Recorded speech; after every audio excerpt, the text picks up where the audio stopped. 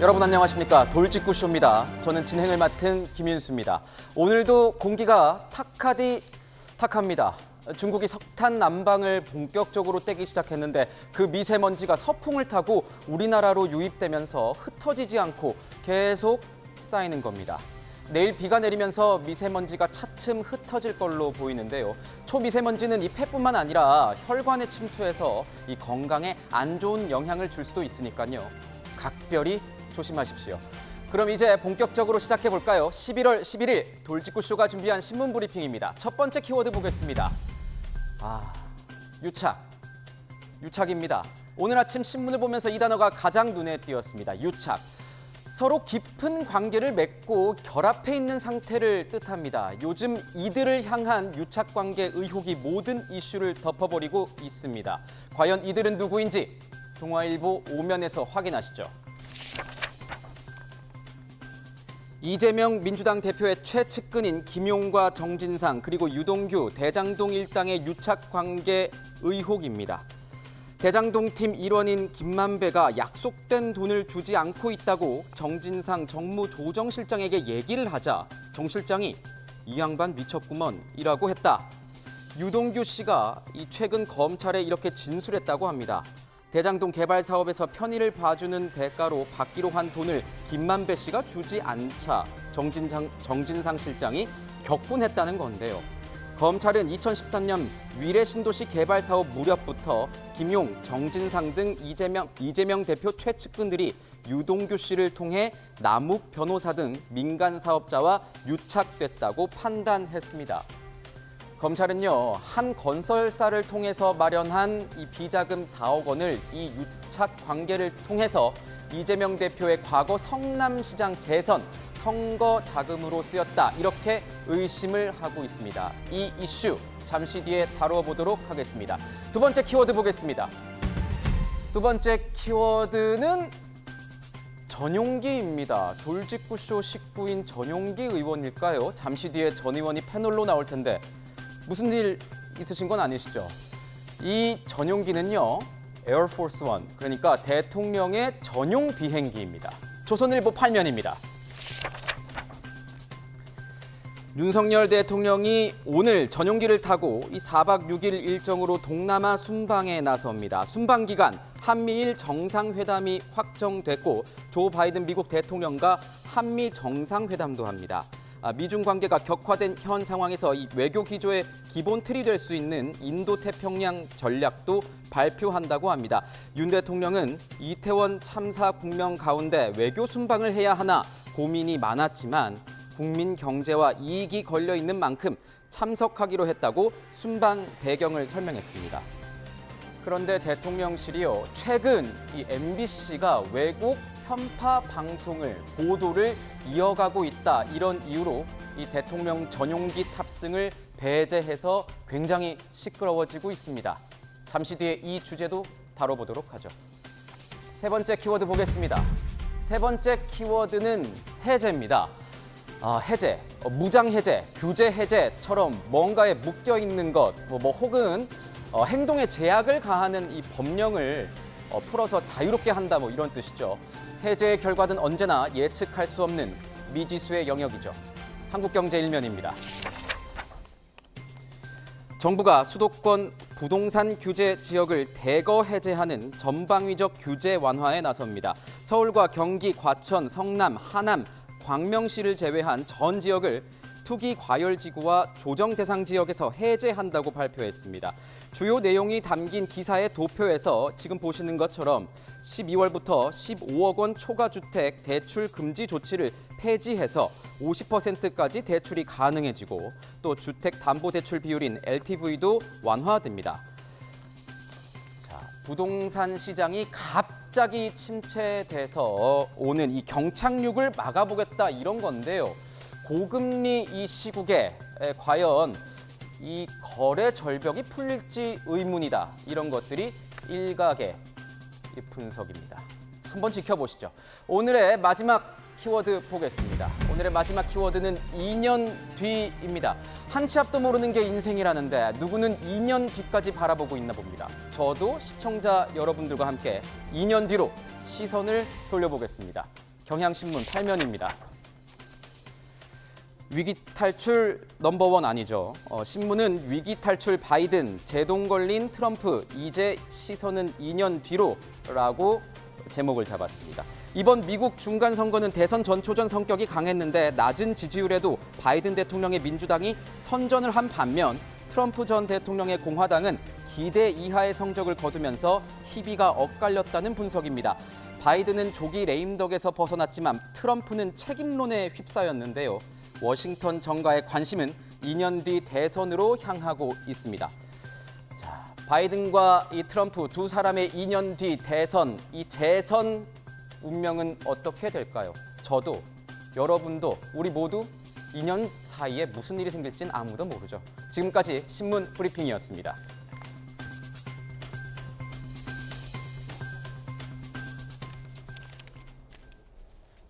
오늘 함께해 주실 패널분들 먼저 소개하겠습니다.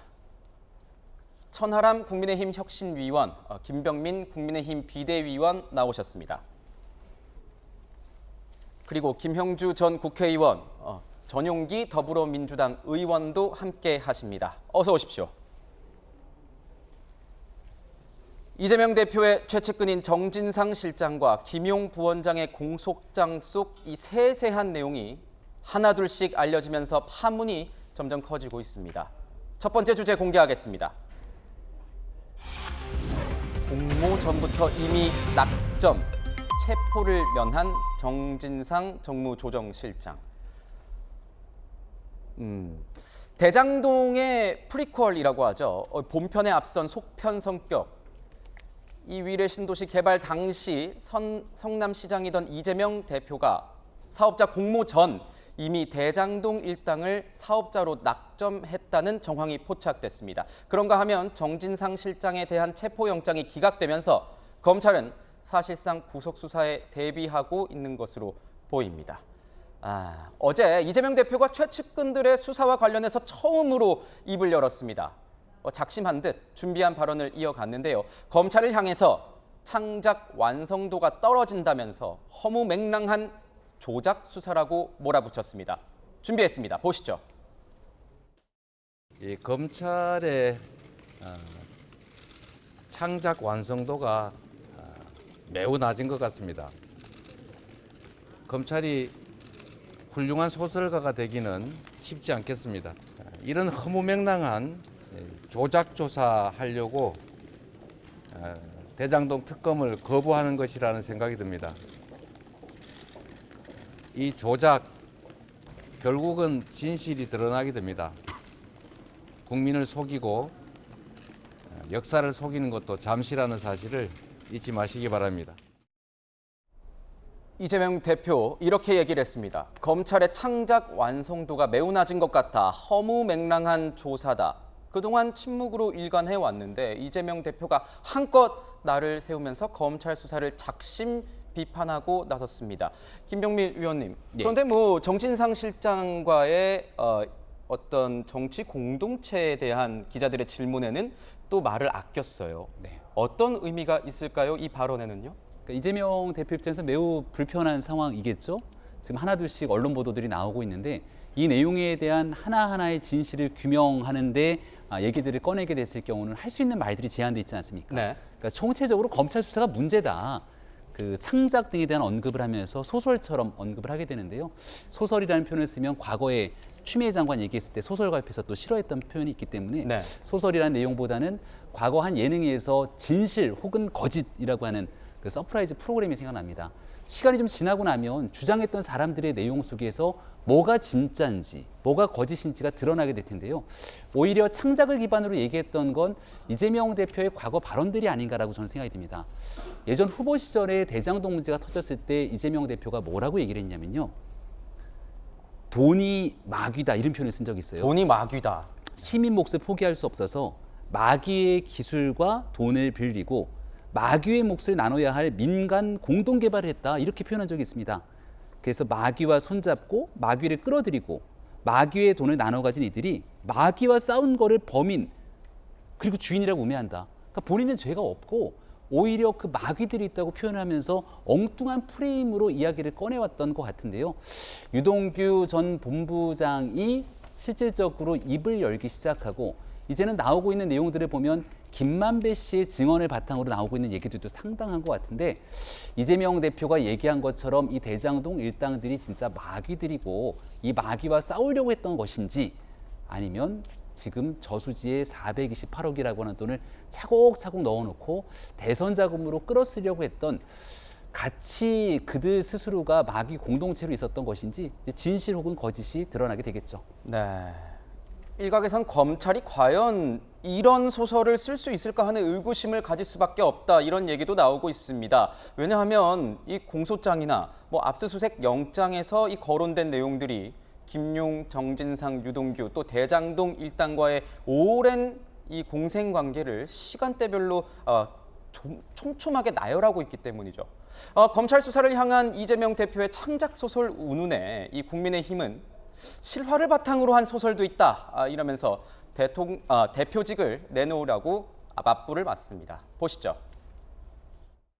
창작이 필요 없는 실화를 바탕으로 한 소설도 있는 법입니다. 죄가 없다는 주장과는 달리 민주당의 움직임은 매우 비정상적입니다. 떳떳하다면 당 대표직에서 내려와 당당히 조사에 임하면 될 일입니다. 그러니까 대장동의 몸통이 누군지 밝혀지고 있다. 국민의힘은 이렇게 주장을 하고 있습니다. 전용기 의원님. 네.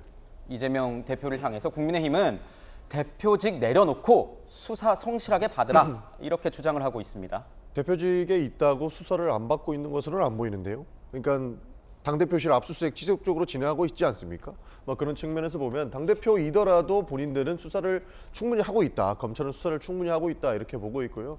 사실 타켓은 이미 정해진 것 같습니다. 어떻게든 이재명 대표를 잡기 위해서 네. 이 수사 라인들을 많이 전방위적으로 꾸려놨고 그다음에 이렇게 수색을 들어오는데요. 창작 소설이라고 했던 이유도 결국에는 어떻게 하면 이재명이랑 엮을 수 있을까에 대한 고민을 좀 많이 하는 것 같아요. 그런 측면에서 정진상 이제 실장도 구속을 하려고 했죠. 그리고 김용 전 대변인도 지속적으로 이렇게 구속을 해가지고 수사를 넓혀가고 있는데 창작 소설이라고 할 수밖에 없는 이유는 어저께인가요? 이제 압수수색 그저께인가요? 네. 압수수색 들어왔어도 하나도 못 가져갔습니다. 그러니까 내용이 하나도 없는 압수수색을 진행을 하면서까지 민주당 당사를 들어가야 되는 이유를 찾고 있었고 그리고 본청에 있는 당대표 비서실도 들어가야 하는 이유를 찾고 있었던 겁니다. 그러니까 결국에 하나도 안 나오니까 빈손으로 이렇게 돌아가면서도 혹시 이거 증거 인멸한 거 아니냐 또 이런 식으로 이야기를 하고 있는데 그런 식으로 수사를 하니까 아무것도 못 찾는 겁니다.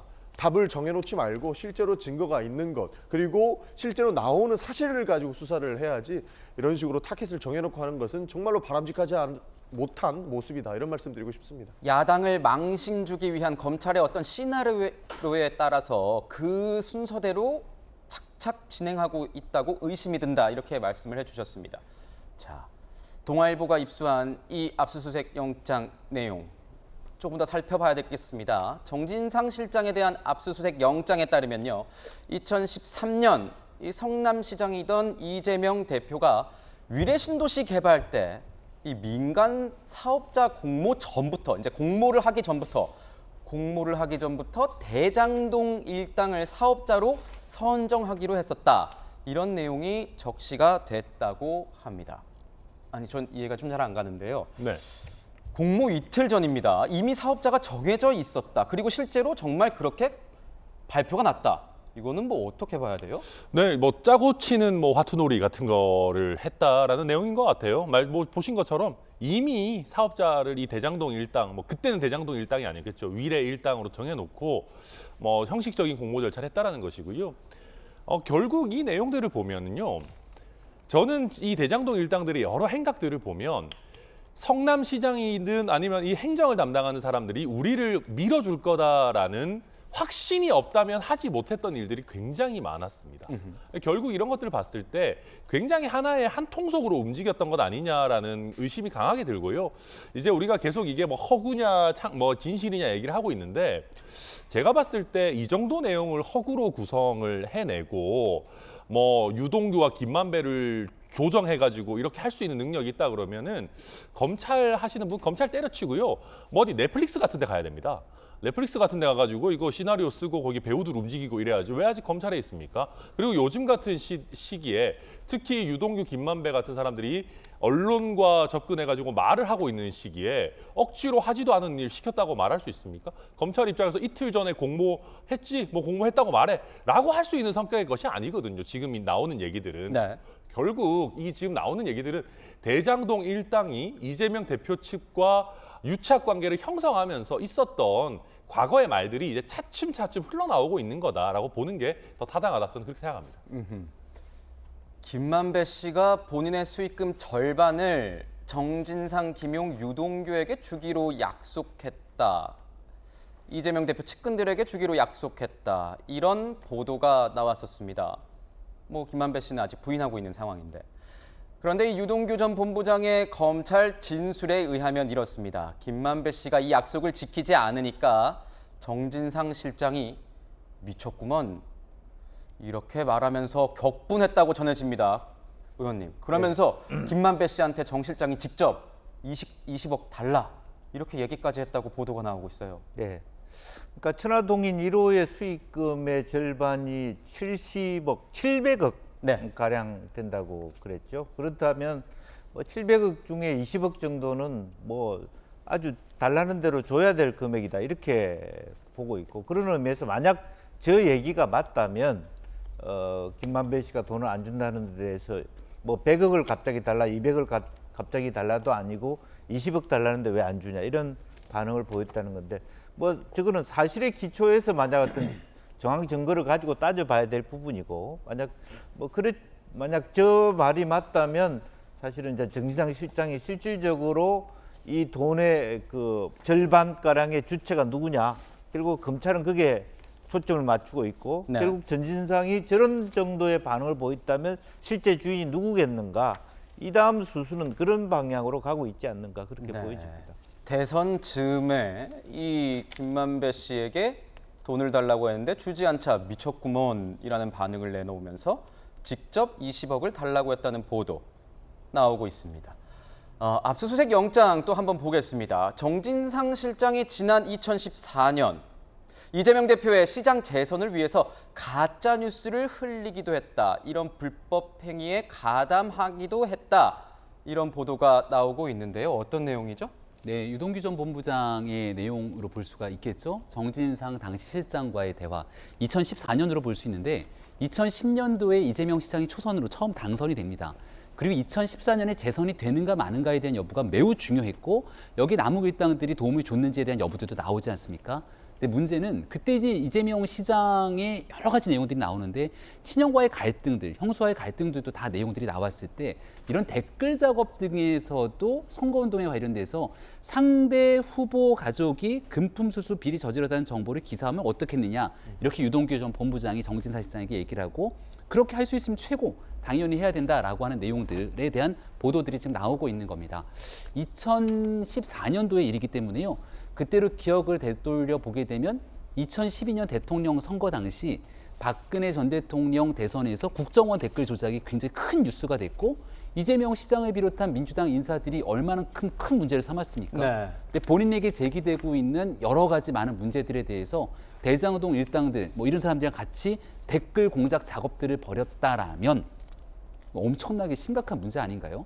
그래서 지금 여기에 대한 내용들이 정진상 실장과 유동규 전 본부장에 대한 대화 내용들이 공개가 되고 있는 건데, 이 내용들이 진실인 건지, 그리고 실제 그렇게 기사화되거나 여기에 대한 댓글 작업들에 대해서 뭔가 역할들을 했는지에 대해서 면밀한 조사가 좀 필요해 보입니다. 이게 그러니까 압수수색 영장, 정진상 실장의 압수수색 영장에 나오는 내용인데, 유동규 전 본부장이 남욱 변호사에게 이재명 대표의 과거 이 형수 욕설과 관련한 이 기사들, 논란들에 대해서 옹호 댓글을 써라 지시했다는 정황도 적시가 됐다는 겁니다. 자, 그렇다면 어떻게 봐야 될까요?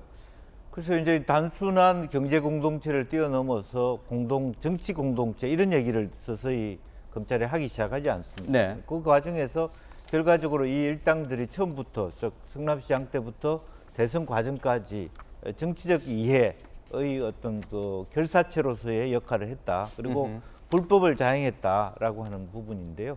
결과적으로 뭐 우리가 다 댓글 사건 하면 여러 가지 대선 속에서도 많이 알고 있습니다만은 어쨌든 그 당시에 보면 댓글 전쟁이 치열하지 않습니까? 그런 의미에서 당시에 욕설과 관련돼서 이재명 후보에 대한 어떤 불리한 지형들을 네. 바꾸나가기 위한 동정론 이해가 된다. 이재명 후보 입장에서 그럴 만도 하다. 이런 댓글을 많이 달았다고 하니까 네. 이제 그렇게 만약 댓글 작업에도 참여했다라면 여러 가지 어떤 선거법이라든지 네. 물론 이제 공소시효는 지났는지는 모르겠습니다만은 부당한 경제 공동체를 뛰어넘은 정치 공동체다 이런 주장을 검찰이 하고자 하는 것 같습니다. 네, 이게 만약에 이 검찰의 수사 이 결과가 사실이라면 정말 이 여론 조작 관련된 혐의는 굉장히 크기 때문에 파문이 계속 커질 것 같습니다.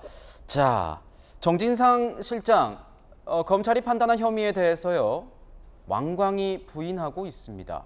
3인 성호로 죄를 만든다. 없는 호랑이도 세 사람이 외치면 있는 것처럼 만들 수 있다. 이런 의미죠. 조국 전 장관도 청와대 특감반 사건 당시에 3인 성호를 언급하면서 의혹을 부인했었는데 그것이 좀 겹쳐 보입니다, 의원님.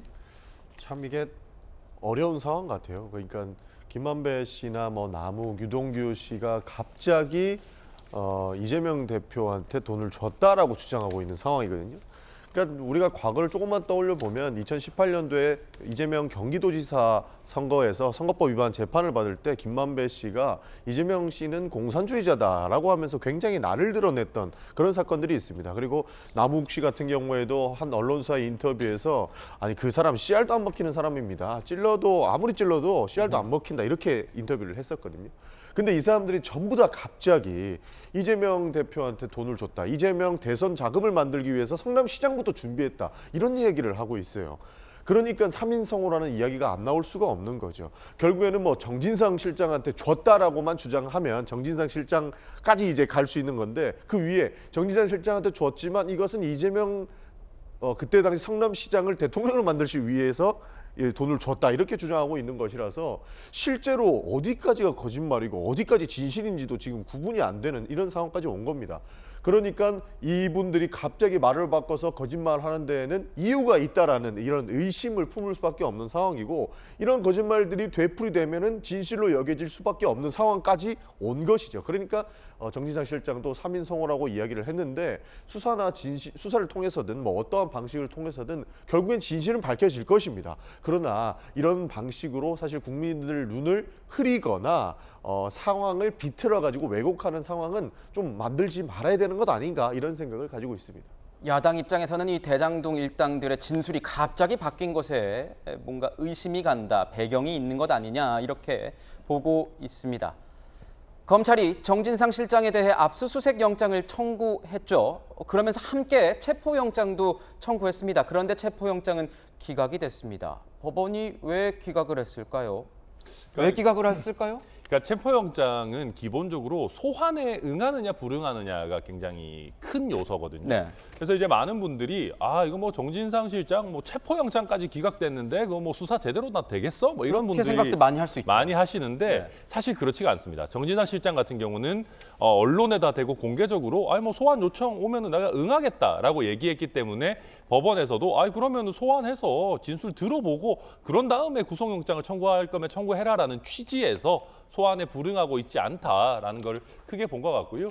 그다음에 이제 압수수색 영장이라든지 이런 부분들은 뭐 발행이 됐고 발급이 됐고 네. 지금 검찰에서는 체포영장 단계는 아마 건너뛰고 바로 구속영장 청구로 가는 방안을 모색하고 있다고 저는 알고 있습니다. 구속영장으로 바로 넘어갈 수 있습니까? 이게 압수수색 때 뭔가 흔적이 발견됐다 이런 얘기가 들려서요. 네, 뭐 지금 상황에서 압수수색 때 흔적이 나왔다라는 얘기가 그 민주당 당대표 그 실에 보면 정진상 실장이 쓰는 컴퓨터가 있답니다. 뭐 네. 당연히 있겠죠. 네. 거기에 이제 최근에 운영체제, 윈도우 같은 거겠죠. 그거를 새로 깐 흔적이 있다. 운영 체계를 새로 바꾸는 적이 있다. 그렇죠. 이런 거군요. 그러니까 이제 그런 게 보통 저희가 보면은 컴퓨터를 포맷하면서 이제 운영 체제를 새로 깔고 이러지 않습니까? 네. 그런 것들 보면 안에 있던 자료들을 한 번에 날리고 운영 체제를 새로 깐 것 아니냐라고 하는 의구심이 드는 대목이고요.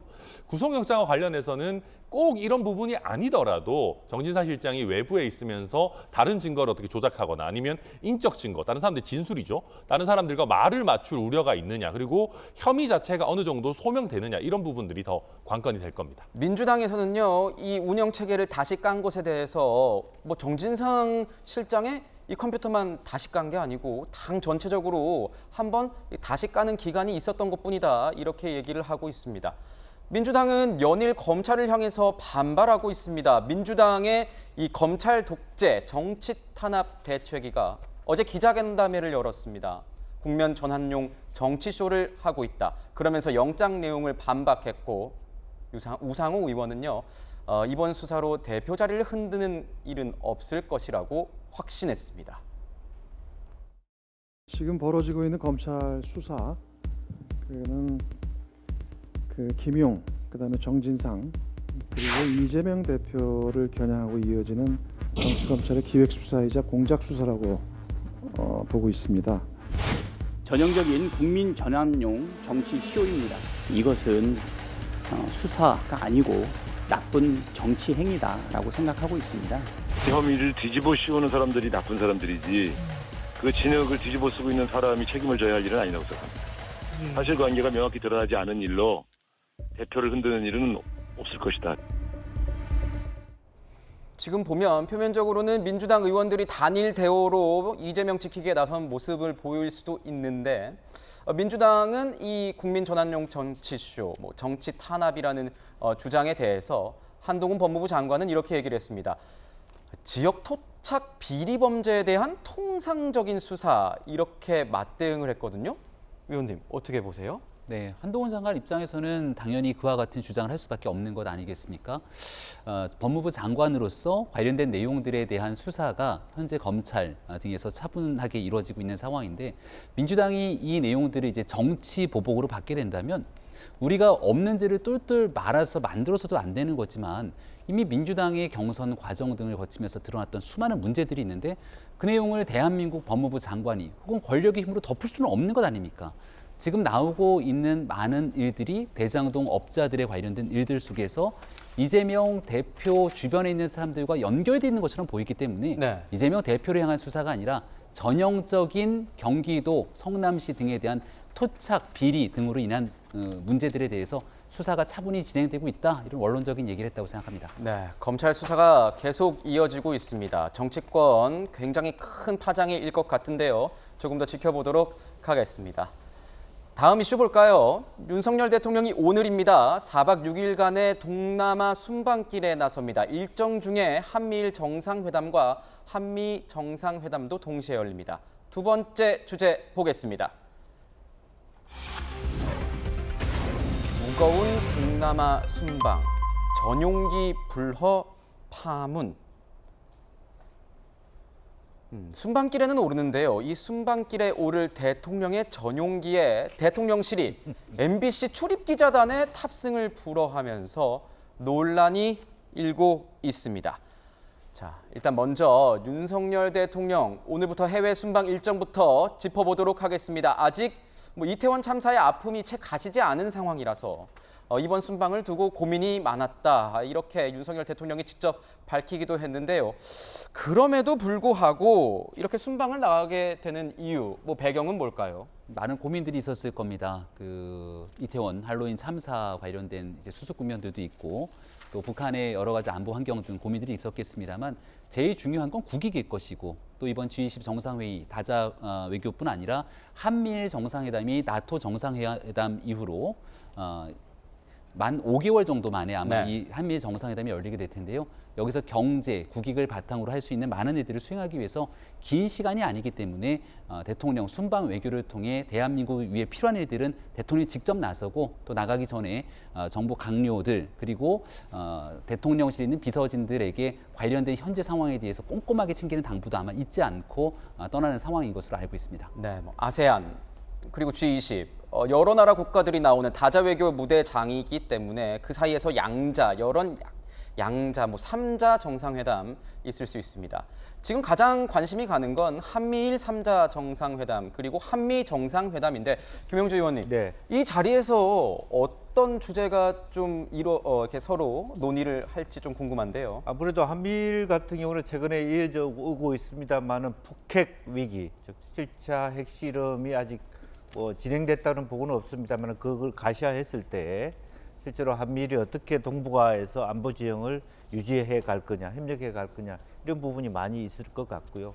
또 한미 간에는 여러 가지 어떤 중간 선거 이후에 IRA라든지 어떤 한국이 관심을 갖고 있는 우리 미국 내에 투자한 한국 기업들의 이익을 어떻게 말하자면 옹호할 수 있는가, 네. 또 그런 부분에 대한 또 중간 선거의 예상 외에 민주당의 선전에 대한 어떤 덕담 이런 것들을 통해서 그동안 어떤 외교 간의 다소 지난번 방문을 통해서 씁쓸할 수 있고 약간 틈새가 있을 수 있는 부분을 네. 공백을 메꾸는 그런 역할을 하지 않겠나 그렇게 보여집니다. 네, 한미 정상회담 같은 경우에는 지난번 때처럼 약식 회담이라던가 아니면 플러사이드 회담 이 정도는 아니고 정식 정상회담이 될 것 같다 이런 분석들이 나오고 있습니다. 이런 가운데요, 논란은 다른 곳에서 피어지고 있었습니다. 이 대통령실이 순방 이틀 전에 MBC에게 전용기 동승을 불허했습니다. 그동안의 MBC 보도를 문제 삼은 것인데 이렇게 MBC 측에 얘기를 한 겁니다. MBC는 자막 조작, 우방국과의 갈등 조장 시도, 편파 방송 등 사태에 대해 어떠한 시정 조치도 하지 않은 상태다. 왜곡 편파 방송 방지를 위해 전용기 탑승이라는 이 취재 편의를 제공하지 않기로 결정했다. 오늘 전용기 의원님 성함이 비슷한 동의어긴 하지만 전용기 많이 나오네요. 이 어제 국회 본회의에서 전용기를 태워줘라. 저 이 사진을 딱 보고 전용기 의원님이 또 이렇게 시위를 하고 계시는구나. 참 이런 모습. 네, 지금 저희가 사진으로 좀 준비를 해봤습니다. 자. 의원님이 아니라 이 MBC 기자를 전용기에 태워야 된다 이런 의미로 하신 거겠죠? 네, 맞습니다. 네. MBC 기자를 태워줘야 된다고 이야기를 한 거고요.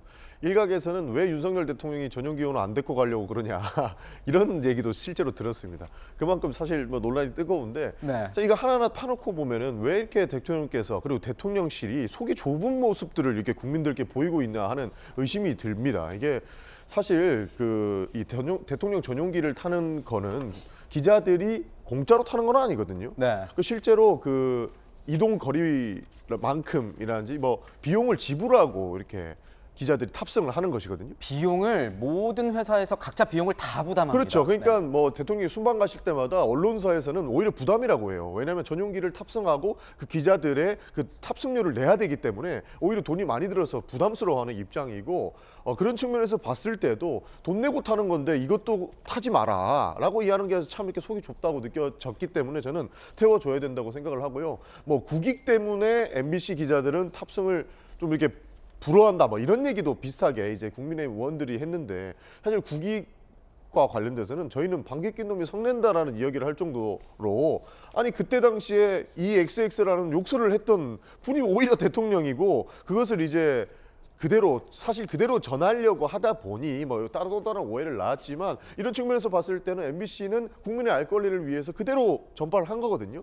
그런데 우리 아빠 차 타지 마 하는 식의 대응은 저는 부적절했다고 봐서 이거를 편의를 제공하는 목적이라면 오히려 전체적으로 다 열어놓고 해줘야 된다. 저는 그렇게 생각합니다. 네, 새로운 에어포스 원 올해 처음 바뀌었습니다. 올해 초에 새로운 공군 1호기라고 하는데요.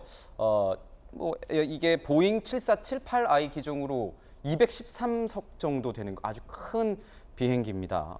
회의실이랑 전용실 이런 게 있어서 그 내에서는 기자간담회 같은 것도 열리기도 하고 이런 비행기인데 사실은 이 비행기 타면은 조금 더 비용이 민간 항공기보다 나오는 게 카고라고 하죠. 그러니까 화물이 실리지 않기 때문에 그런 비용들을 다 이제 제해서 오히려 이제 일부 방송사들이나 아니면 취재하는 언론사들이 더 많이 부담하게 된다. 이런 것도 참고로 좀 알려드리겠습니다. 어제 국회 과방위도 이 논란 때문에 시끄러웠습니다. 야당은 언론 자유 침해라고 반발을 했죠.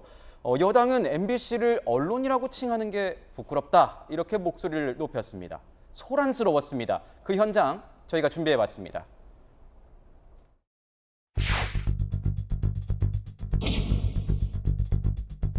대통령이 타는 전용기는요, 취재 편의의 대상이 아니고 사실은 여기도 취재의 현장입니다.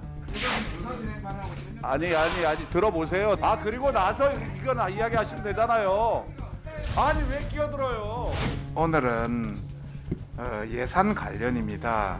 갑자기 그 언론에 난 걸 가지고 이렇게 한다는 것은 당초에 우리가 목적으로 의사진행 발언과 맞지 않다 이런 말씀을 드리면서 보다 이런 무도한 정권은 처음 봅니다. 일방적으로 특정 언론사에게 제재를 가한 것은 본 적이 없습니다. 편파와 왜곡 방송을 일삼는 MBC를 두고 그것이 언론이라고 칭하는 것 자체가 저는 부끄럽다고 생각합니다. MBC로서는 대통령 전용기 그 공간에서 기자간담회 이런 데 만약에 한다면 참여를 못하는 거 아닙니까?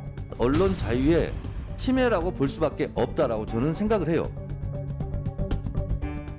대통령 오늘 출국하는데 순방 떠나기 전부터 논란입니다. 오늘 아침 모 언론사 이 조간 사설을 보니까 이런 내용들도 있었습니다. 대통령 전용기의 운영은 대통령실이 하지만 기본적으로 국민의 재산이다. 만약 MBC가 왜곡 보도를 일삼는 방송이 있었다면 시청자가 판단하는 게 원칙 아닐까. 사법적 판단이 있을 수도 있고 권력이 너무 직접적으로 개입한 것은 아닌가. 그래서 불필요한 논란과 시비를 너무 자초한 것은 아닌가 이런 우려의 목소리, 지적도 있었는데 천하람 위원님께서는 어떻게 보십니까? 저도 굉장히 아쉽게 생각하는 것이요. 대통령의 해외 순방 굉장히 중요한 일입니다. 그리고 방금 우리 김영주 의원님 잘 말씀해 주셨지만은 북핵 위기가 고조되고 있는 상황에서 한미일 공조 이런 부분 굉장히 중요한 부분이고 아세안의 중요성도 가면 갈수록 높아지고 있는 것이거든요. 그런데 이 순방을 앞두고 뜨고 있는 것은 MBC랑 우리 전용기 의원밖에 없습니다. 아니 대통령의 해외 순방이 떠야 되는데 왜 우리가 이 귀중한 기회에 MBC랑 전용기 의원님을 띄워줍니까? 대통령실 이 제대로 된 정치가 아니잖아요. 네. 그리고 여러 얘기들을 했지만은 이게 저희가 MBC에 대해서 물론 문제 제기를 하는 부분들이 강하게 있습니다. 근데 그거는 저희가 예를 들면 언론중재위원회를 통한다든지 아니면 이런저런 사법적인 절차를 통한다든지 이의 제기를 하면 되는 것이고 그거는 실무진에서 하면 됩니다. 오히려 대통령은 통 큰 모습 보여주셔도 돼요. MBC 까짓거 제일 좋은 자리 들여라. 아니면 비행하는 동안 MBC 제 방에 한번 오시라 그래라. 뭐가 그렇게 불만인지 한번 들어보자.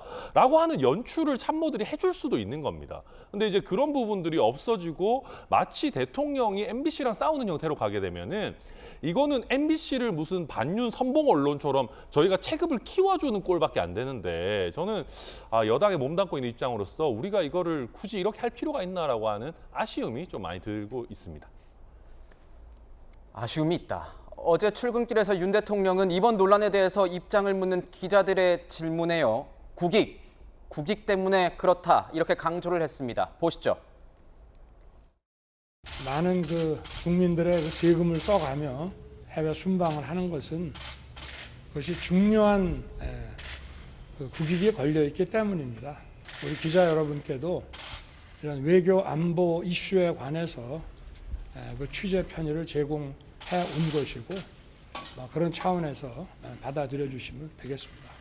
수고하십시오. 이상민 장관 정진론에 대해서는 국익을 강조했지만 MBC에서는 취재 제약 이런 반발이 터져 나왔습니다. MBC 내부에서는 MBC 자성이 먼저 필요하다는 목소리도 함께 나오고 있습니다. 먼저 김병민 위원님께 여쭤보겠습니다. 이번 대통령실의 MBC에 대한 취재 조치 적절하다고 생각하십니까? 이런 일들이 사전에 없는 게 제일 아름답고 좋은 일일 텐데요. 문제를 조금 되짚어볼 필요는 분명히 있습니다. MBC가 지난날 있었던 뉴욕 순방 과정 속에서의 대통령의 발언에 관한 보도가 이제 일부 있었는데 그 자막 처리에 대한 내용들은 1차적인 문제입니다만 이것보다 훨씬 더 크게 대통령실이 지적하고 있는 건 그 이후에 일어난 일입니다. 미국 백악관으로 MBC에서 메일을 보내고 거기에 대해 대통령이 하지 않았던 발언 F자가 섞여가는 비속어에 대한 백악관의 입장을 묻는 메일을 보내게 되는데 이 내용들에 대한 사실 확인을 하지 않은 채 그런 일들을 벌였던 것이 대한민국 국익을 심각하게 훼손하는 일이다. 이렇게 지적하는 데에는 동의하지 않을 수가 없을 거라 봅니다. 그럼 MBC는 왜 그와 같은 일들을 했을지에 대한 대통령실의 묻는 질문, 공문 등에 대한 답변을 통해서 이런 일들에 대한 재발 방지에 대한 논의들이 함께 이어져야 되거든요. 근데 그런 일들에 대한 조치들이 하나도 없었기 때문에 이번 해외 순방을 앞두고 MBC에 할 수 있는 여러 조치들 중에 하나로서 취재 제한이 아니라 여기에 대한 일부 대응 조치들이 있었던 것 아닌가, 취재 편의에 대한 제한 조치들이라고 저는 생각을 합니다만, 이걸 두고 이제 언론의 자유, 언론 탄압 등을 언급하게 되는데요. 민주당이 좀 과하게 지적하게 되는 내용 속에서 민주당의 당 대표인 이재명 대표는 과거에 특정 언론사를 폐간하겠다 이렇게 주장한 적이 있는 당 대표고요. 얼마 전 언론에 관련된 법을 개정하는 과정들을 거치면서 이 가짜뉴스 생산하는 언론에 대해서 징벌적 손해배상제, 언론을 거의 망할 정도로 만들게 되는 내용들을 해서 언론으로부터 심각한 비난을 받았던 적도 있습니다.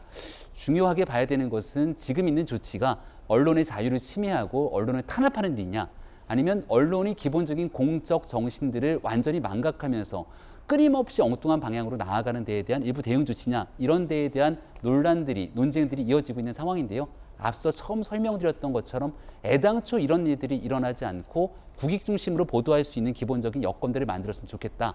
마지막 한마디 꼭 하고 싶은 얘기는요. 네. 대통령한테 쓴소리하고 좋지 않은 얘기했다고 전용기 안 태웠다 이렇게 주장하는 분들도 있을 텐데, 같이 비행기 타고 가는 수많은 언론들, 그리고 대한민국 뉴스 틀어서 뉴스를 보고 아침마다 라디오를 들으시고 신문을 보는 많은 국민들 입장에서 과연 MBC만이 대통령에게 불편한 질문을 하는가? 엄청나게 많은 불편한 언론에 대한 비판이 있음에도 불구하고 그런 기본적인 대응 조치 취하지 않았다는 점도 함께 애둘러 말씀드립니다. 네. 그러니까 지금 대통령실은요, MBC에 대해서 전용기 탑승만 이제 불허를 한 거지, 현장에 어떻게든 오게 되면은 뭐 현장에서 이루어지는 취재, 그리고 브리핑 이런 것들은 모두 참석할 수 있다, 이렇게 입장을 밝히고 있습니다. 전용기 의원님께 여쭤볼게요. MBC 내부에서조차 제3노조는 입장문을 냈는데 MBC가 자성이 먼저 필요하다, 이런 얘기가 나오기도 해요. 그러니까 제3노조는 제가 봤을 때는 이 안에서의 권력 투쟁을 조금 많이 하고 있는 것 같습니다. 처음에 바이든과 난리면의 이야기를 했을 때도 제3노조는 대통령실의 입장을 들었었거든요. 그래서 내부의 권력 투쟁은 충분히 있는 것 같고요. 그런 측면에서 사실 MBC는 저는 잘못한 것이 없다라고 생각을 합니다. 사실 국익을 계속 강조하면서 MBC는 대통령 전용기의 편익을 제공하지 않겠다라고 대통령실에 얘기했지만, 조금 전에 말씀드렸다시피 기자분들께서 이것을 세금으로 타고 가는 것은 잘못된 생각이거든요. 기자분들 오히려 더 많은 돈을 내고 대통령 전용기를 타는 거고, 이 편익은 시간대를 맞추기 위한 정도의 편익이기 때문에 대통령실에서 편익을 준다라고 주장한 것은 잘못된 것이다. 저는 바로 잡아야 된다, 이렇게 생각을 하고, 추가로 한마디 더 말씀드리면, 국익과 관련돼서 MBC는 국익을 훼손했다 이렇게 주장을 하시는 것 같은데, 국익을 훼손한 것은 욕설을 한 것입니다. 그러니까 이 XX라는 욕설을 한 것이 국익이 훼손된 것이고, 이것에 대해서 비판의 잣대로서 언론에서 이렇게 국민들께 이 욕설을 한 것을 알려준 것이 국익의 훼손이냐, 저는 그것은 잘못된 생각이다, 이렇게 생각을 합니다. 김영주 의원님은 어떠세요? 여기서 이제 정치 구력 제일 많으시고 이런 상황 어떻게 보십니까? 언론사와 이 대통령실의 갈등. 우선은 지금 나라가 굉장히 어지러워요.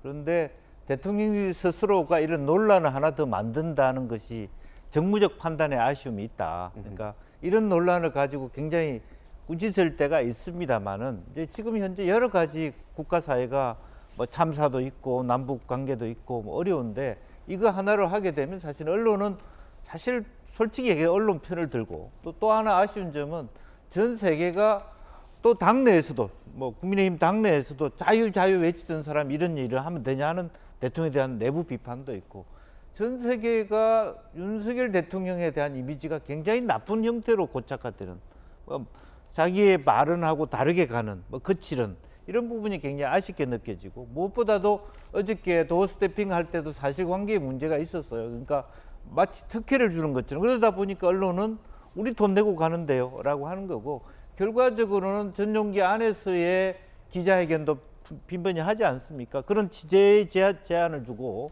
또 이번 그 순방은 두 도시를 가잖아요. 프놈펜과 발리를 갑니다.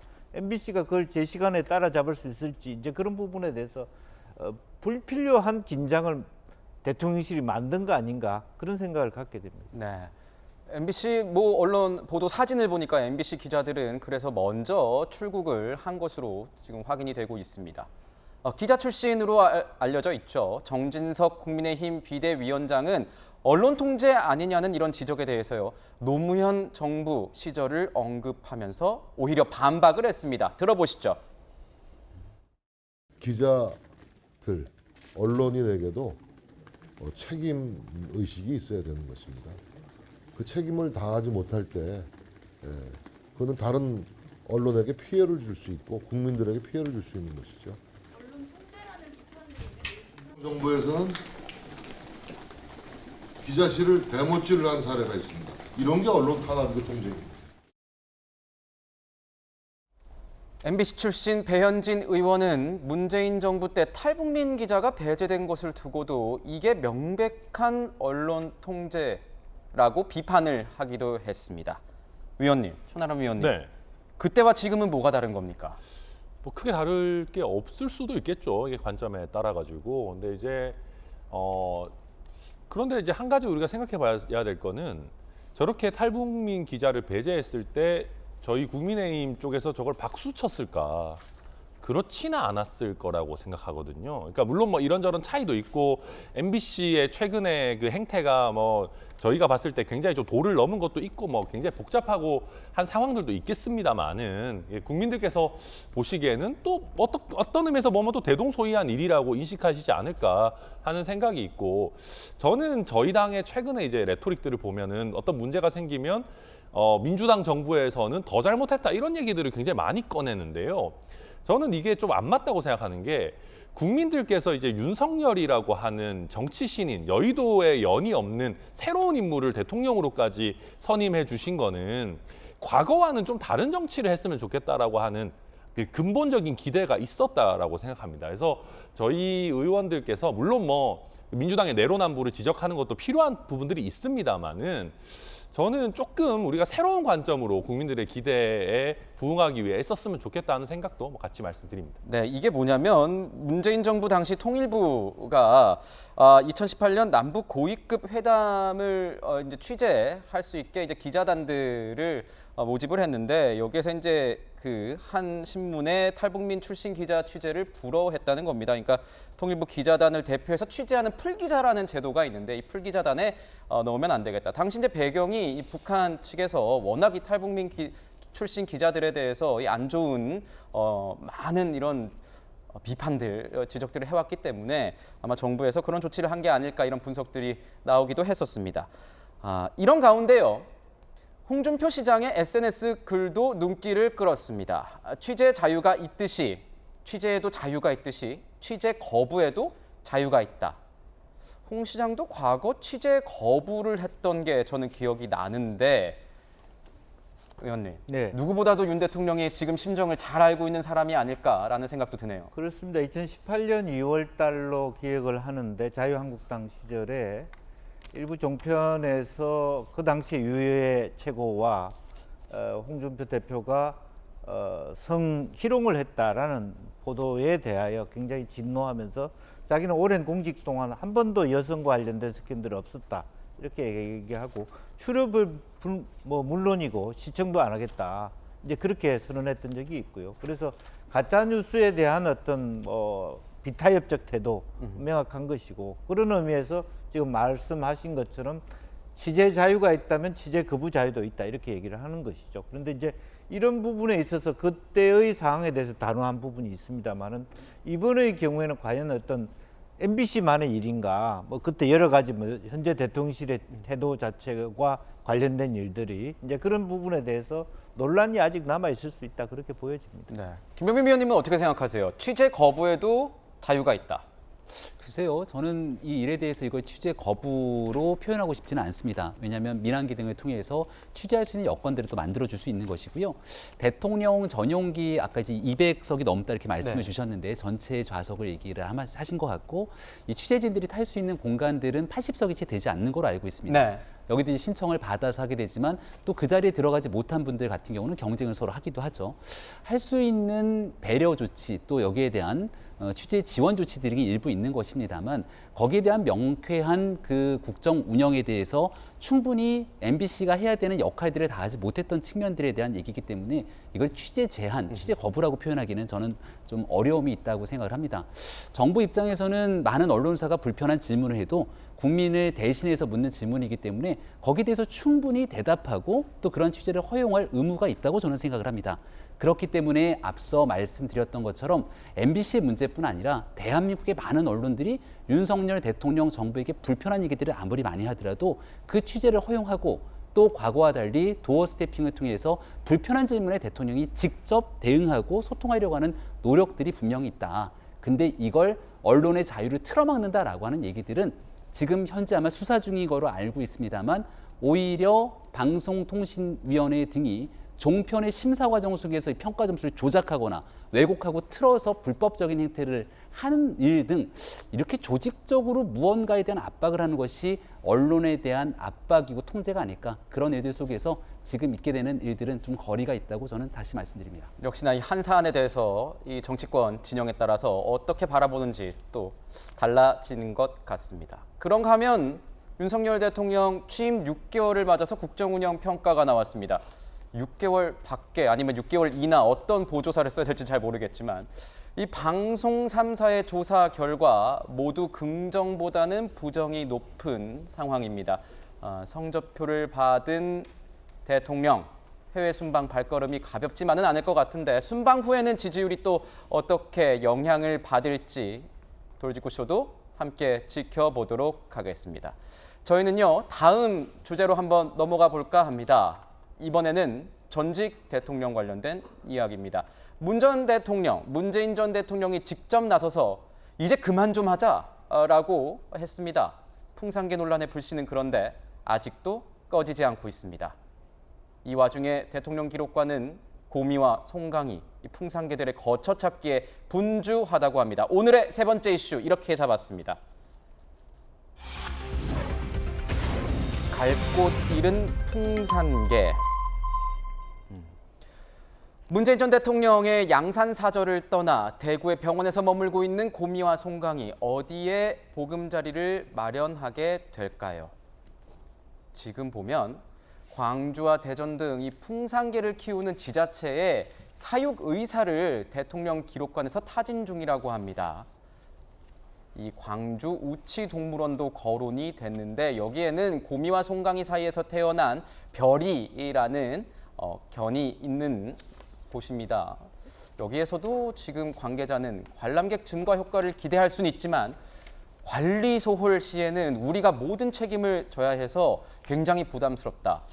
좀 생각한 뒤에 조만간 결론을 내리겠다. 이렇게 얘기를 했습니다.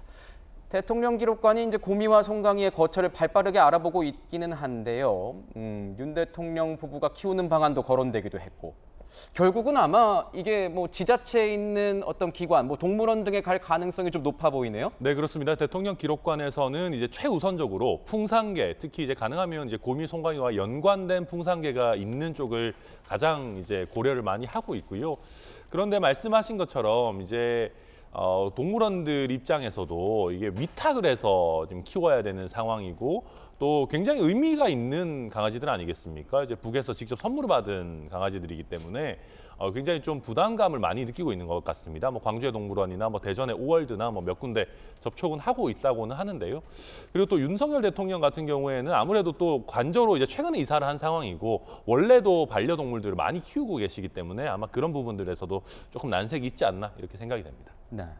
선뜻 데려가겠다 이렇게 기관들이 얘기를 하지 못하는 게 지금 보면 분양이 아닌 대여 방식 때문이다 이런 얘기가 있습니다. 고미와 송강이 사이에서 태어난 별이의 경우에는 분양 형식인데 고미와 송강이는 왜 대여 형식이 되는 거예요? 글쎄요, 이제 직접 받은 뭐 표현이 좀 뭐라고 합니다만 선물이기 때문에 이건 네. 대통령 기록관의 소속이고 그 사이에서 태어난 아이들 뭐 6마리 태어난 것은 편안하게 이게 분양과 말하자면 대여는 소유권의 차이가 있지 않습니까? 소유권 자체가 분양은 아예 다 가져가는 것이고 대여라고 하는 것은 소유권은 대통령실이 가지고 있으면서 관리해 주는 건데 사실은 동물원에 계보로 오는 경우는 극히 드뭅니다. 그러니까 상당히 어렵고요. 또 만에 하나 이것이 탈이 났을 때 책임은 굉장히 강하고 이제 그런 여러 가지 지자체로서는 어려움이 있는 거예요. 훼손과 분실 시에는 다 책임을 져야 돼요. 예. 그리고 예를 들면 북한에서 준 건데 혹시 이게 뭐 망실됐다 그러면 또 북이 어떤 대응을 할지 그것도 공포스러울 수도 있는 것이고 그렇기 때문에 쉽게 받아들일 수 없는 것이기 때문에 어차피 시행령 속에 동물과 식물에 대한 어떤 뭐 기록 지속에 대한 혹은 보존에 대한 유연성을 좀 가진다면 지금이라도 사실은 조금 더 시행령을 고쳐서 개인도 가져갈 수 있도록, 그래서 더 동물 차원에서 저 아이들이 그 강아지나 개가 행복하게 살 수 있는 게 제일 중요하지 않겠습니까? 그런 조건을 만들어주는 그런 어떤 조치가 필요하지 않겠느냐. 그리고 그 중에 하나는 여전히 문 전 대통령한테 보내주는 것도 하나 남아있는 과제로 보고 끝까지 현 정권 간의 다툼으로 보기보다는 조금 더 소프트 랜딩이 필요한 부분이 아닌가 그렇게 봅니다. 네. 이런 가운데요, 자신에게 고마워해라라고 문재인 전 대통령은 입장문을 통해서 본인의 입장을 밝힌 바가 있죠. 여기에 대해서 여당 인사들은 일제히 발끈했습니다. 그러면서 문 전 대통령을 저격했습니다. 홍준표 시장 같은 경우에는 퇴임 후에 받는 돈이 지자체 장보다도 많을 텐데 고작 3마리 키우는 게 부담이 되냐. 뭐 권성동 의원 같은 경우에는 카메라만 켜지면 가족이고 꺼지면 물건이냐. 최재형 의원 같은 경우에는 입양 부모 마음 변하면 입양 취소하거나 입양 아동 바꾸면 된다는 문재인 전 대통령의 이전 발언이 떠오른다. 이렇게 얘기를 했습니다. 마지막 발언. 문재인 정부에서 감사원장을 지낸 최재형 의원이 지적한 과거 이 문 전 대통령의 발언. 당시에도 논란이 됐었는데 한번 들어보겠습니다. 입양 부모의 경우에도 이렇게 마음이 변할 수가 있기 때문에 일정 기간 안에는 입양을 이렇게 뭐 다시 취소한다든지 그 아이하고 맞지 않는다고 할 경우에 입양 아동을 또 바꾼다든지 여러 가지 방식으로 대책도 필요하다고 생각합니다. 국민의힘에서는 이 과거 입양 아동과 관련된 문재인 전 대통령의 발언까지 소환을 했습니다. 여전히 민주당과는 팽팽하게 입장이 맞서는 상황인데 애견인이시지 않습니까, 전영기 의원님? 이 상황 어떻게 보십니까? 그러니까 저 해당 내용 같은 경우에는 현행 제도가 잘못되었다라고 하는 것을 지적을 하시면서 말씀을 하신 것 같은데 그 제도 지적에 대해서는 사실 바람직한 발언은 아니었고 후에 이제 바로 잡은 이런 상황으로 사실 봐주시면 좋을 것 같습니다. 이 풍산개와 관련된 논란을 이야기하면서 입양아동 이야기까지 꺼져오고 그리고 홍준표 시장이라든지 권성동 국민의힘 전 비대위원장 같은 경우에 저런 방식으로 이야기할 게 아닌데 사실 저렇게 현실을 왜곡하고 사실을 바꾸어서 비틀어서 이야기하는 건 굉장히 부적절하다 이런 말씀을 드리고 싶습니다. 풍산개, 그러니까 말만 이제 강아지의 입장이지만 저거는 대통령 기록물이거든요. 그러니까 문재인 대통령이 지속적으로 대통령 기록물을 시행령이 바꿔지지 않았기 때문에 합법적으로 가지고 있지 못하는 상황에서 위법의 논란을 가지고도 데리고 있으면 오히려 이것은 나중에 위법한 행위를 하고 있다라고 수사를 들어갈 수 있는 상황이라거나 대통령 기록물로 지정이 돼 있기 때문에 대통령 기록물법 위반이라고 감사원에서 감사조차 나갈 수 있는 그런 사안이에요.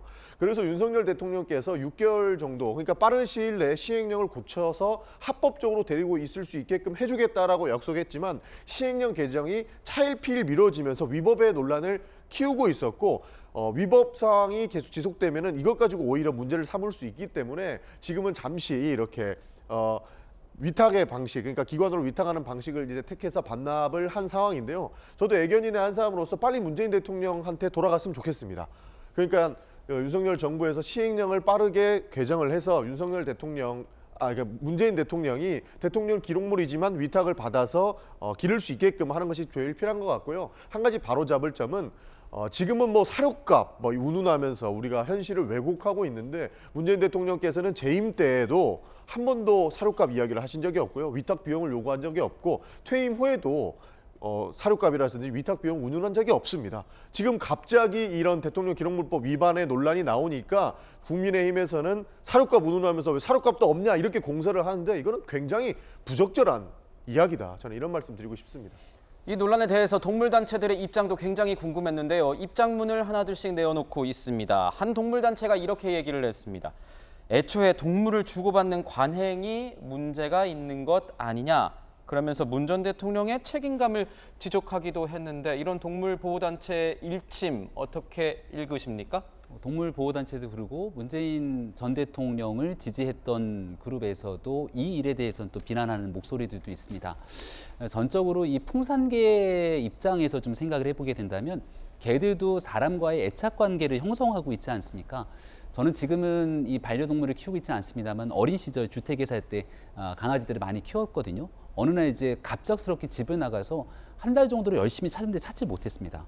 근데 집 나갔던 강아지가 한 달 정도 뒤에 정말 그 너무나 초췌한 모습으로 집에 다시 돌아왔는데 처음 보자마자 그 강아지가 눈물을 흘리는 모습에 네. 저도 정말 너무 마음이 아팠거든요. 그러니까 이 사람과 같이 교감하게 되는 가족처럼 지낸다라고 이 느낌들을 갖고 있는 사람들 입장에서는 풍산개가 아무리 북으로부터 받은 선물이고 국가 기록물이라 하더라도 문재인 전 대통령이 이미 위탁협약을 맺은 상태에서 정말 이 가족 같은 아이들을 기르려고 하는 마음이 있었더라면 이렇게 물건 버리듯이 파양하고 반환하는 조치들을 과연 취할 수 있었겠는가라고 하는 지적들이 상당히 일리 있게 다가온다고 봅니다.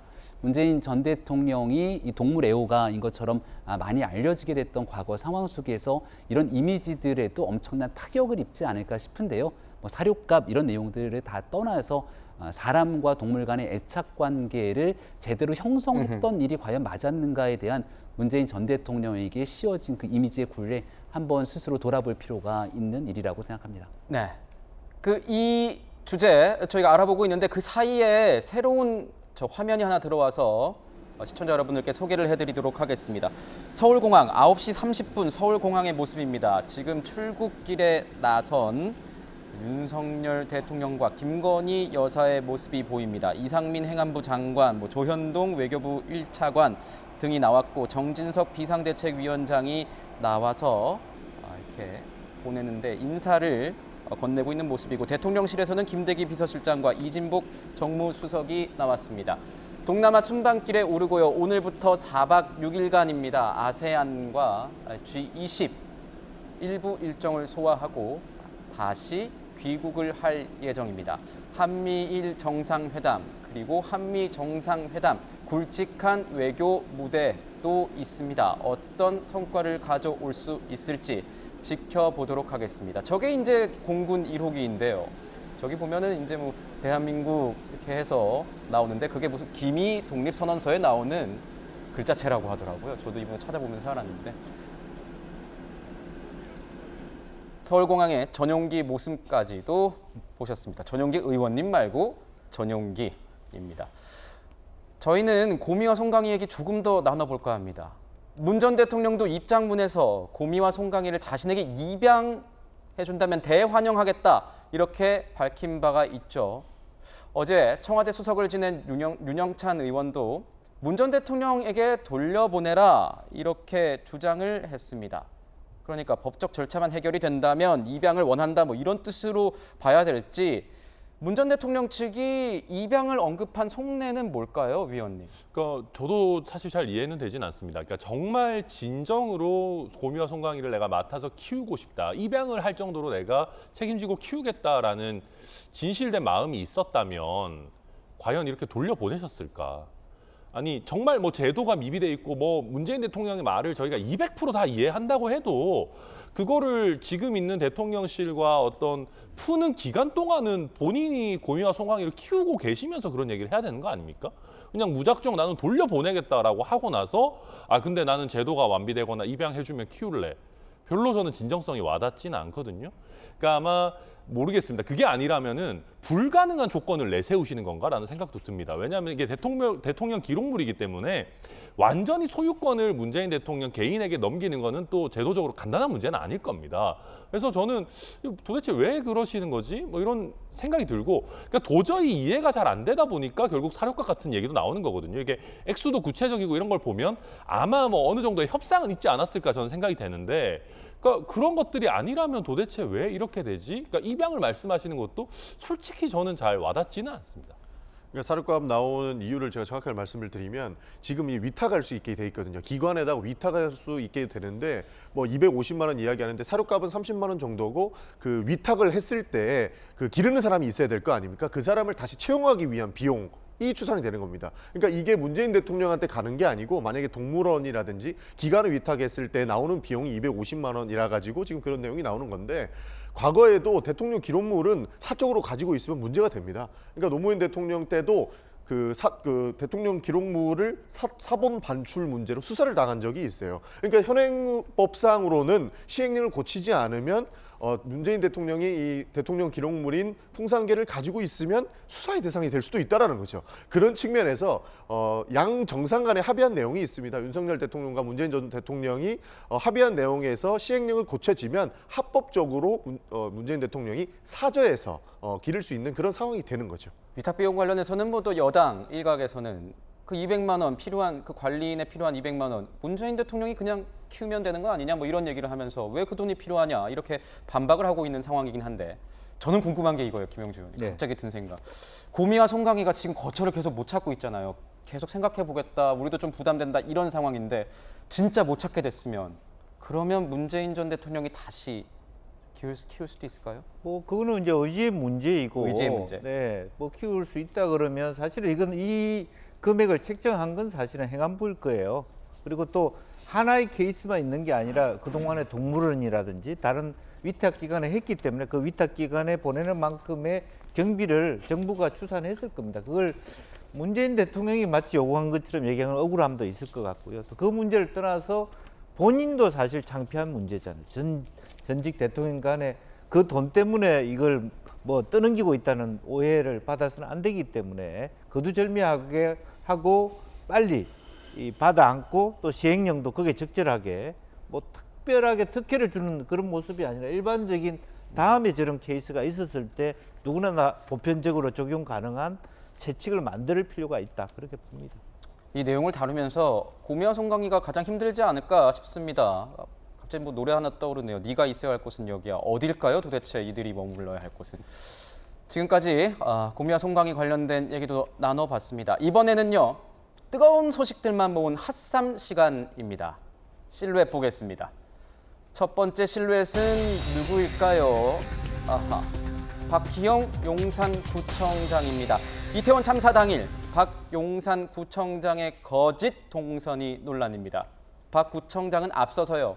자매도시인 경남 의령군 축제에 출장을 다녀오는 길에 참사 현장에서 130m 정도 떨어져 있는 퀴농길을 2차례 살펴봤다고 말한 바 있습니다. 현장을 살피지 않고 이태원 앤틱 가구 거리를 이용해 곧장 귀가한 것이 드러났습니다.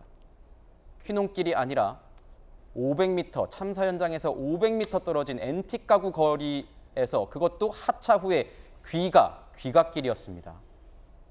당일 오후 8시 22분 그 모습이 CCTV에 포착이 됐습니다. 지금 보고 있는 화면이십니다. 박 구청장 측에서는 혼선이 있었다. 저는 이런 게 어떻게 혼선이 생길 수 있는지 잘 모르겠지만 앤틱 가구 거리, 퀴농길 차이가 굉장합니다. 참사 현장에서 이 떨어진 거리를 치면 굉장히 먼데 단순히 동선을 헷갈렸다? 구청장이? 본인이 관리하는 구청장인데? 지역인데? 김영주 의원님은 어떻게 보세요? 구청장을 뛰어넘어서 저 지역에서 구의원을 했기 때문에 혼동을 할 수 없는 또 저 지역에 사시는 분이에요.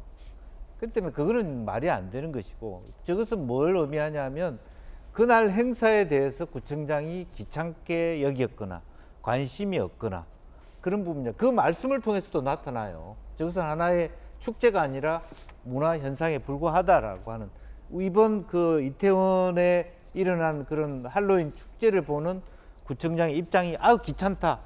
멀리 떨어져서 정한 대로 가자. 집에 간 거예요, 그냥. 제 같으면 궁금해서라도 일부러 더 접근해서 어떤 상황이 어떤가.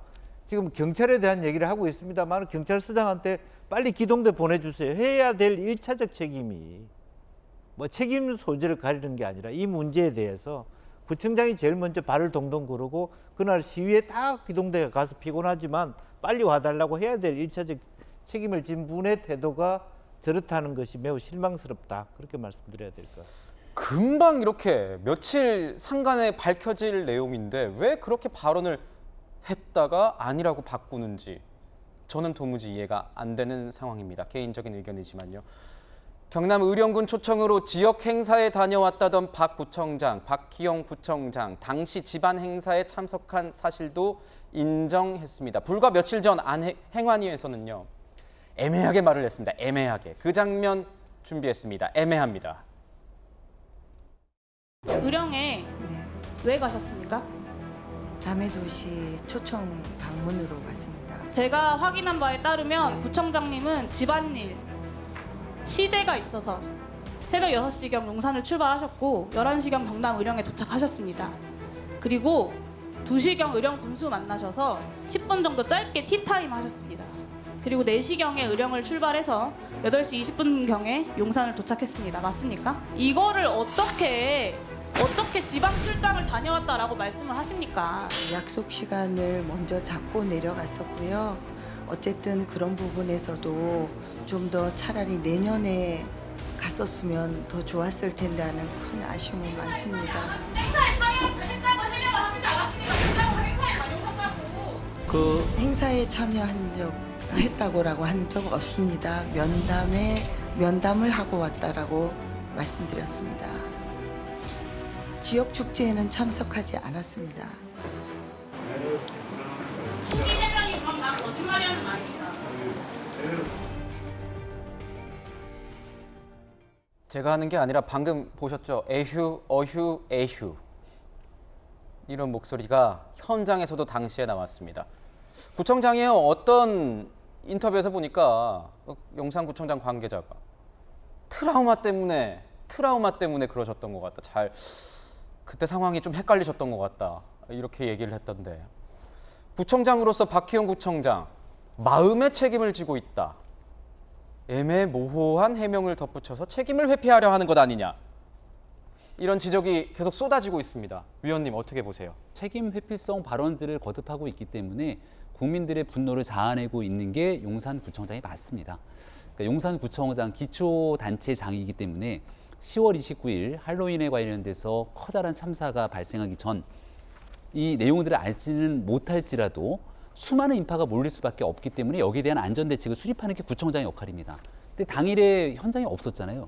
현장에 없었더라도 귀가하는 때가 이미 8시가 넘었던 시간이기 때문에 귀가하면서 봤던 그 많은 인파들을 봤다면 구청장으로서의 최소한의 직무성 책임감이 있다면 나가서 역할을 해야 되는 것 아닙니까? 네. 그 일을 하지 못한 상태 속에서 했던 초기 대응마저도 거짓말로 드러나고 있기 때문에 앞으로 여기에 대한 책임들이 단순한 정치적, 도의적 책임에 넘어서 법적 책임의 수준까지 이룰 수 있다 이렇게 생각을 하고요. 당 차원에서도 이 문제에 대해서 깊이 들여다볼 수밖에 없을 겁니다. 구청장 국민의힘 소속이기 때문에 네. 여기에 대해서 용산구청장에 대해서 누구 하나 옹호하는 사람 없이 관련된 문제에 대한 책임 반드시 물어야 되고요. 제가 얼마 전 용산경찰서를 다녀왔는데 그 당시 현장에 투입됐던 경찰관들의 목소리를 들어보니까 한 9시경에 이태원 파출소 위에 올라가서 보니 인파가 너무 많아서 황급하게 옆에 있는 대원들을 데리고 가서 통제를 했다는 얘기를 합니다.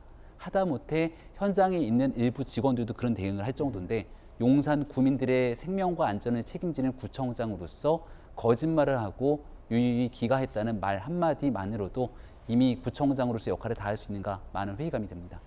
이런 것도 있습니다.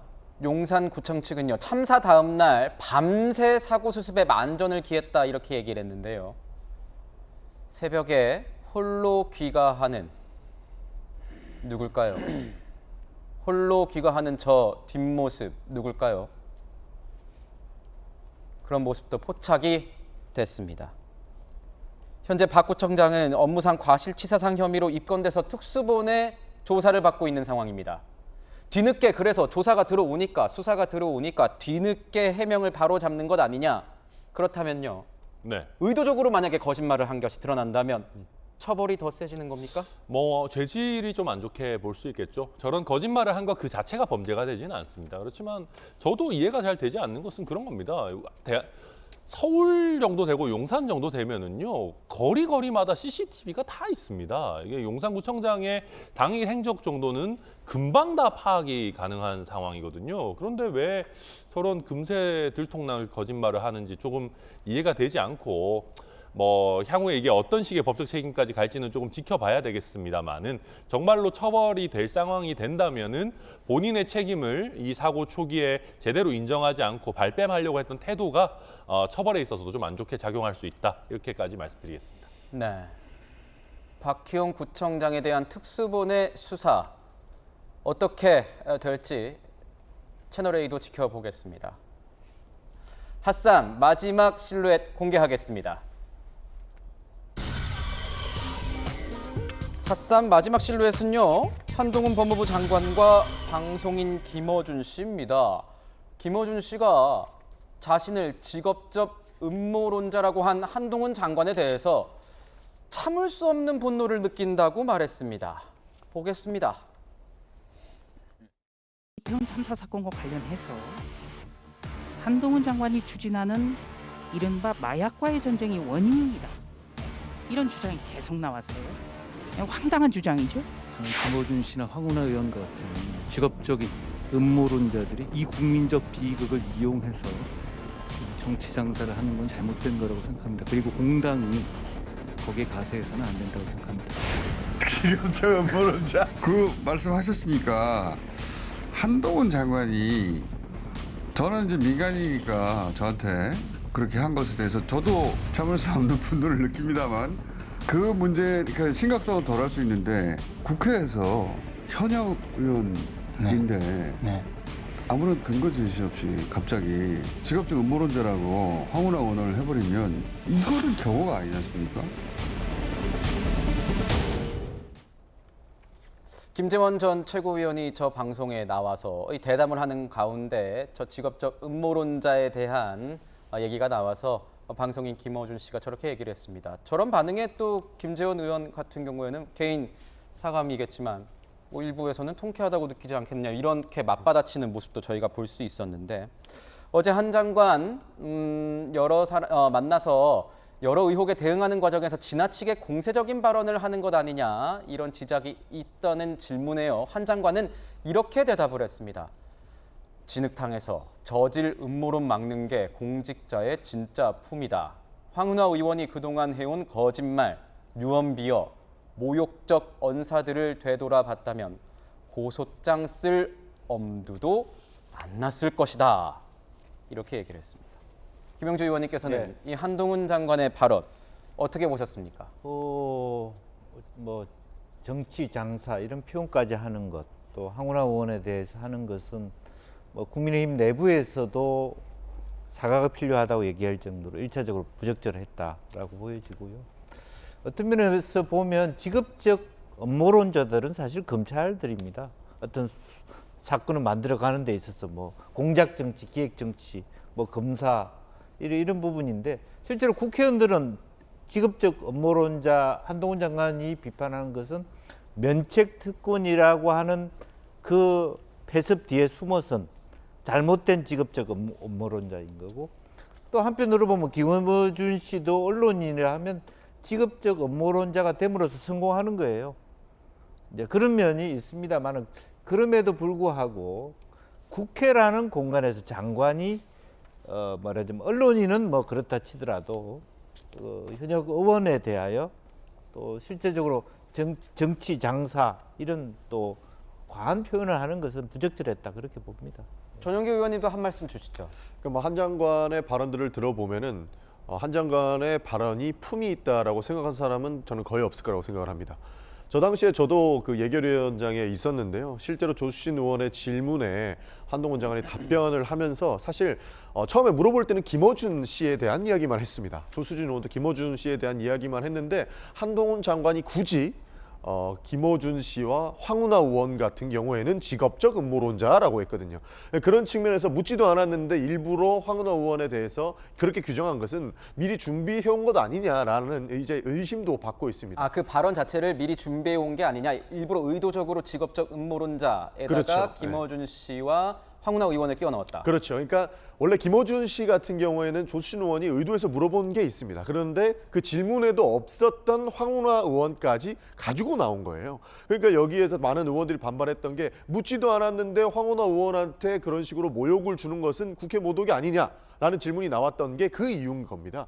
그래서 황운하 의원도 개인적으로는 이렇게 고소를 하겠다라는 의사를 밝혔는데 저런 모습들을 보면서 품이 있다고 느끼는 국민들은 없을 것이다. 저는 그렇게 생각합니다. 그런데 일각에서는 또 이런 얘기도 나오지 않습니까? 한동훈 장관 그래도 그동안 너무 야당 쪽에서 정말 음모론에 많이 피해를 당하지 않았느냐. 김의겸 의원도 있고 뭐 황운하 의원도 있고 뭐 김어준 씨도 있고 뭐 이런 얘기도 있어서 저런 얘기 정도는 할 수 있는 것 아니냐 뭐 이런 얘기도 나오는 것 같아요. 옛날 국회에서 윤석열 대통령 검찰총장 시절이었던 것 같은데요. 중상모략이라는 표현을 써갖고 한바탕 난리가 난 적이 있는데 내가 할 수 있는 가장 점잖은 표현이다라고 얘기했던 윤석열 당시 총장의 발언에 대해서 상당수가 공감했습니다. 추미애 전 장관 등 해왔던 그동안 숱한 행동들이 있었기 때문인데 이번 건에서도 아마 한동훈 장관이 쓸 수 있는 가장 점잖은 표현을 쓴 것이 아닌가 이렇게 생각하는 분들도 있을 겁니다. 왜냐하면 김어준 씨 등이 쏟아내고 있는 말도 안 되는 반응. 황운하 의원이 얘기하고 있는 게 뭡니까? 지금 이태원 참사에 끔찍한 일들이 발생했음에도 불구하고 그 내용 속에서 마약과의 전쟁, 이 문제를 끊임없이 끌어내고 있기 때문에 이런 일들에 대한 음모론 단호하게 맞서야 된다는 얘기들을 하고 있는 것으로 생각이 됩니다.